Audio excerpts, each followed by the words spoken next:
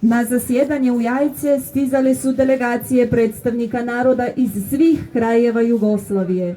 Iz Slovenije su stigli dr. Ivan Ribar, Boris Kidrić i dr. Josip Vidmar. Upravo ova delegacija predložila je da se Josipu Brozu Titu dodijeli naziv Maršal Jugoslavije. Pozdravimo delegaciju SUBNOR-a Republike Slovenije koju predvodi Bojan Pahor.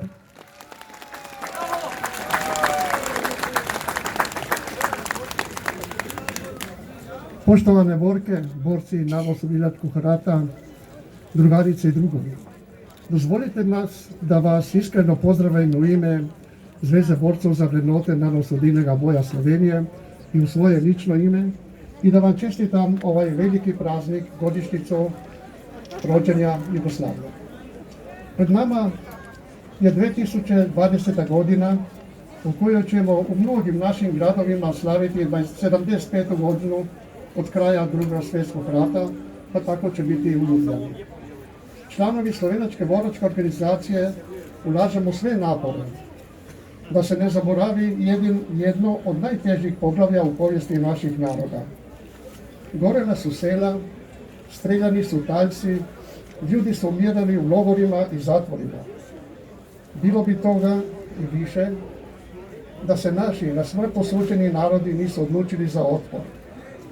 Vremena za očajavanje nije bilo i tako postreknuti željom i voljom za očuvanje svoje zemlje, pa i ljubavlju prema svojoj domovini, svom jeziku, slobodi, okupili su se u partizanskim brigadama i započeli borbu protiv okupatora i domaćinih izdajnica. Sjećanja na tragičnost i sve opake razmjere rata polako tonu u zaborav, pa je naša dužnost da očuvamo, da ponovno probudimo uspomene na one najljepše što je bilo rođeno ovdje, bratstvo i jedinstvo naših naroda. Nažalost, sve više maha u Europi, pa i kod nas uzima novi fašizam. Okorjeli fašizam koji ljude ne uništava više oružjem,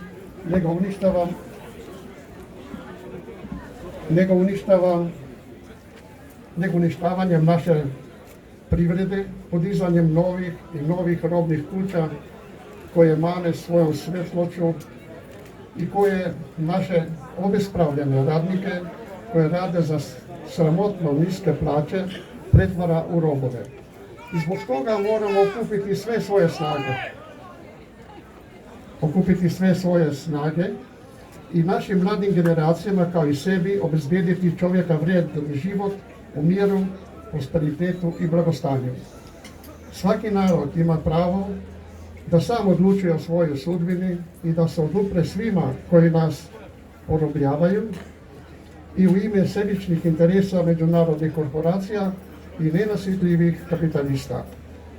Drugovi, sretno, smrt fašizmu!